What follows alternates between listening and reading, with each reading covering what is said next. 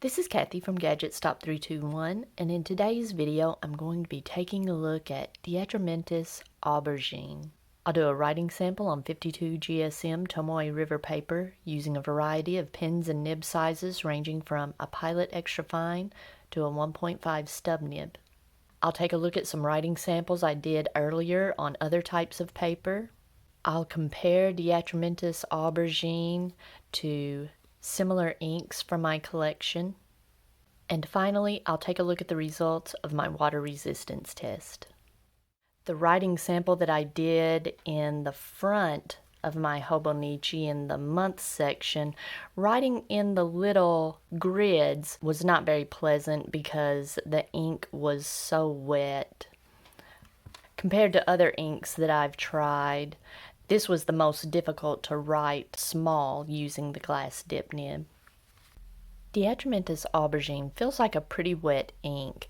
You can see in the little scribble that I did with the glass dip nib that it came off pretty quickly at first, and then by the end of the scribble it's a bit drier and a finer line.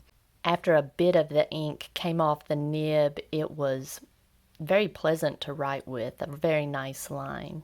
The swatch that I made with tweezers was nice and crisp. There was just a little bit of shading. It was slightly darker at the beginning than the rest of the swatch. The drip at the end of the swatch has just a little bit of, it looks like almost gold sheen.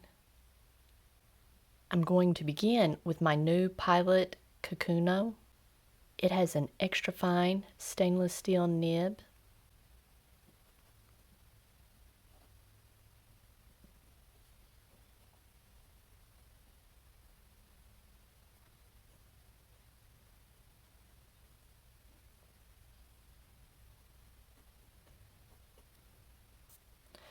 This was very nice. It had just a bit of feedback as you would expect with a very fine nib like this, but all things considered, it was smooth.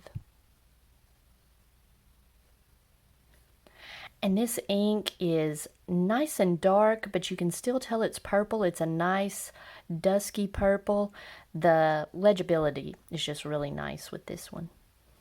Next, I have my Sailor Lacoule. It has a medium fine stainless steel nib.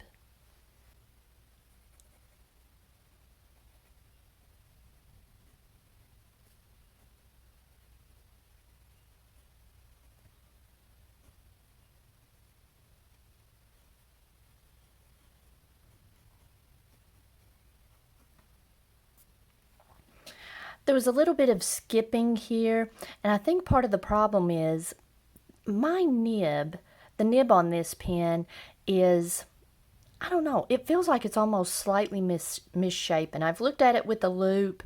It's not visible to the naked eye, and it's not visible with a loupe either.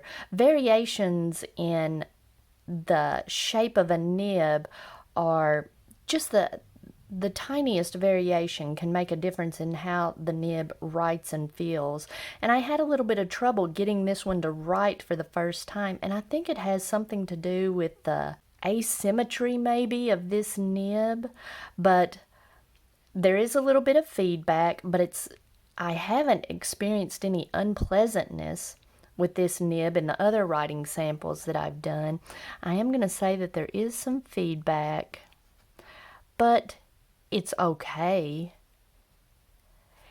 I wouldn't call it pleasant to use, but it's not unpleasant either. Next, I have my new Pilot Explorer.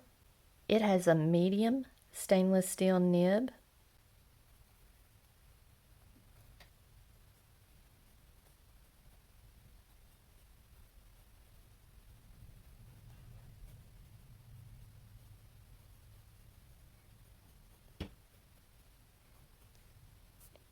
This nib is so nice. It's bordering on glassy smooth. There's just a slight amount of feedback, but it is just super smooth. And good ink flow, nice and wet. I did test the reverse writing also.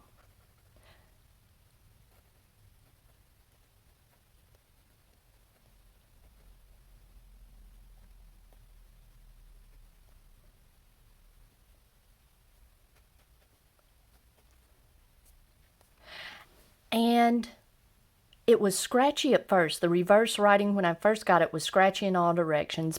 These pens aren't designed to be good reverse writers, but I ran it over some micro mesh just a few times, and now it's fantastic. It's almost as nice as this Pilot Kikuno.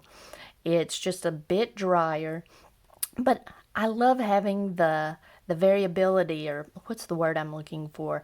Just having options with this pen. If I'm writing on paper and it's just too wet, I can flip it over and reverse write. Next, I've got a Pilot Metropolitan. It has a stainless steel calligraphy medium nib.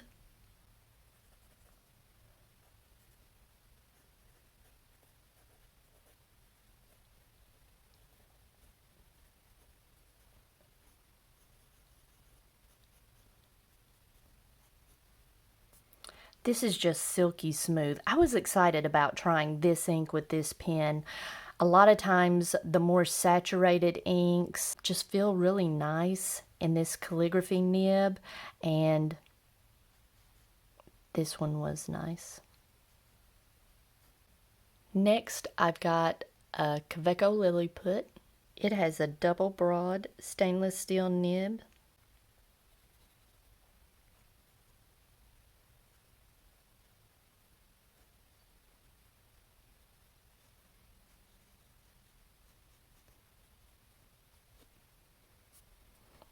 Just super smooth.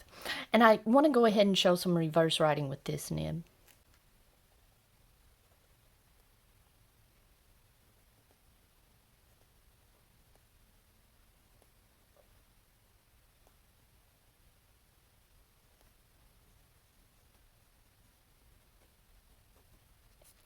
I just wanted to show this one because this one's not a good reverse writer. I have a Kaweco Broad that is fantastic. It's a lot like the Pilot Explorer. You have some nice variation between the broad, and the reverse writing is nice and a fine line and very consistent ink flow. But that's the thing when you're testing reverse writing. It can vary from nib to nib. This one is nice and smooth. I've smoothed it, but the ink flow is just not there on this one. And finally, I've got a Jinhao X750. It has a 1.5 stainless steel stub nib.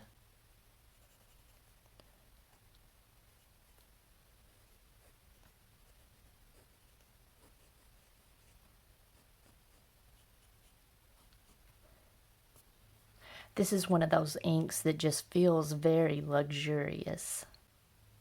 While that dries, I'll take a look at some of the other writing samples. The writing sample that I did on Rhodia, I really enjoyed the glass dip nib. I did just a little scribble over here at the beginning, and it got that first little bit of excess ink off, and it just wrote so uniformly and pretty smooth for a glass dip pen. I didn't really get any shading in the ink swatch that I did with tweezers, other than the little drip here at the end. And I didn't really get shading in the writing samples. There's a little bit of variation. You could call that maybe subtle shading, but I don't think I would even say that. There's just a little variation in the writing. I also wouldn't call it a super flat ink.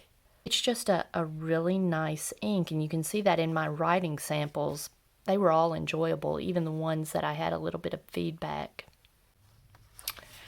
And purple inks do tend to bleed through, in my experience, worse than others.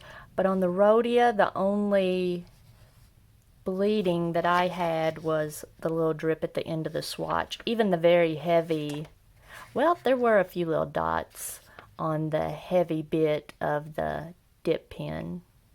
I wasn't as fond of Aubergine on copy paper because if you compare this to some of the other inks, there were some inks that didn't go through at all. Some of the inks, just the wider nibs, bleed through, but on this DeAtramentis Aubergine, even the extra fine, it bleeds through. And I could feel that as I was writing. You can see the little ink smears that I do. Nothing smeared. I mean, it soaks into the paper instantaneously. So you don't get that, you don't get to watch the ink pool up on the paper. It feels more like you're using a magic marker than a fountain pen. One interesting thing, this was the only paper that I experienced this on, my Pilot Metropolitan. It felt like it was having trouble grabbing the paper. But thinking back on it, maybe the paper was just drawing the ink out of the nib so fast that the feed was having trouble keeping up. And here's where I did my first writing sample. I made a note that the reverse writing needed some smoothing, and as I was writing, after each word I would smooth it a little, and by the end it was really nice. As I was doing this ink swatch, I made the comment to myself, this is the kind of purple that I like. Not bright, you know, it's visibly purple, but it's just not a bright purple, kind of dusky. So I wasn't surprised when I compared it to Herbin Poussière de Lune, which has been one of my favorite. I think it is my favorite purple ink. You can see it behaves a little bit differently. The Herbin ink is a little bit drier, has a little bit more trouble grabbing the paper, shades a little more. But they're both a dusky ink. Aubergine is a bit darker.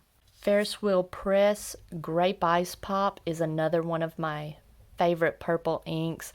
Had a little bit less trouble grabbing the paper than the Herbin ink did, but still a little bit drier than Aubergine.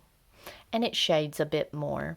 And finally, Monteverde Rose Noir is a bit lighter than all of the other inks. This is the lightest of the inks, but still in that dusky purple family that I like. DeAtramentis Aubergine has a water-resistant component, and when I saw this, I knew this is why I liked this ink so much at first sight. I tend to like those bright colors that have a dark component that give it that dusky look. Those are my favorites. I'm curious to see what the back of this Tomoe River paper looks like. And even the heavy bits of the swatch, the heavy ink application from the dip pen, nothing bled through. Nice. There was just the tiniest bit of sheen on the drip on the swatch, but I'm not noticing any sheen on anything except for maybe the tiniest, well, not even on the double broad, just the tiniest bit on the stub nib though. So this is not really a sheening ink, I would say. Very little shading as well. Just enough that it doesn't look super flat. This ink does have some nice character. I wanted to mention that DeAtramentis Aubergine is also the same ink that is bottled under the name DeAtramentis Alexander Hamilton. DeAtramentis does that with several of their inks. For example, my bottle of Sherlock Holmes is the same as DeAtramentis Night Blue. And I really like these DeAtramentis bottles. They have a nice vintagey vibe, and they have nice sounding lids. If you found this video helpful, please give me a thumbs up, and if you'd like to see more videos like this, please subscribe to my channel.